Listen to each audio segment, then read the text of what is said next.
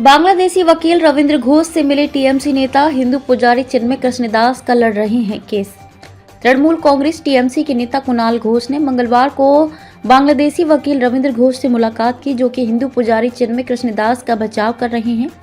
घोष ने पश्चिम बंगाल के उत्तर 24 परगना जिले के बैरकपुर में रविंद्र घोष के घर पर उनसे मुलाकात की। आपको बता दें कि रविंद्र घोष बैरकपुर में इलाज करवा रहे हैं। वे 15 दिसंबर को भारत पहुंचे थे। उनके वापस आने पर परिवार के सदस्यों ने राहत की सांस ली है। वे सभी बांग्लादेश में उनकी सुरक्षा को लेकर चिंतित थे। रविंद्र घोष अपनी पत्नी के साथ बैरकपुर में अपने बेटे राहुल घोष के साथ रह रहे हैं। टीएमसी के पूर्व राज्यसभा सांसद कुणाल घोष ने बांग्लादेशी वकील से वादा किया कि वह पश्चिम बंगाल की मुख्यमंत्री ममता बनर्जी से मिलने का उनका अनुरोध उचित स्तर पर पहुंचाएंगे।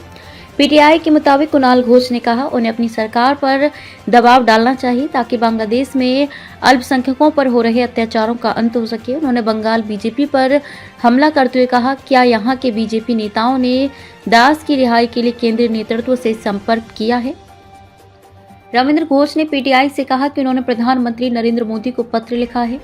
पीएम मोदी से बांग्लादेश की अंतरिम सरकार से वहां के अल्पसंख्यक नेताओं पर हो रहे अत्याचारों और उत्पीड़न पर ध्यान देने की अपील की गई है।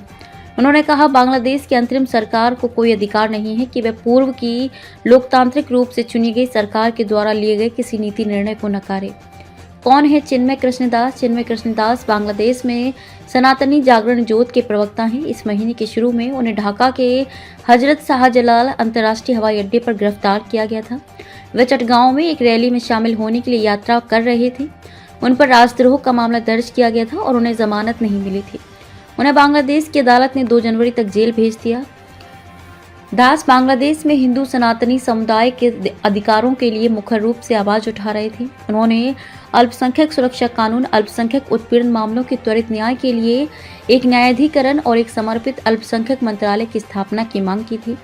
उन्होंने अक्टूबर 25 को चटगांव और नवंबर 25 को रंगपुर में बड़ी रैलियां आयोजित की थी। गिरफ्तारी क्यों हुई? चिन्मय कृष्णदास को अक्टूबर 30 को चटगांव में राजद्रोह के आरोप में गिरफ्तार किया गया था। ये विवाद तब हुआ जब 25 अक्टूबर को लल दीघी मैदान में एक रैली के दौरान बांग्लादेश के आधिकारिक ध्वज के ऊपर केसरिया ध्वज फहराया गया था।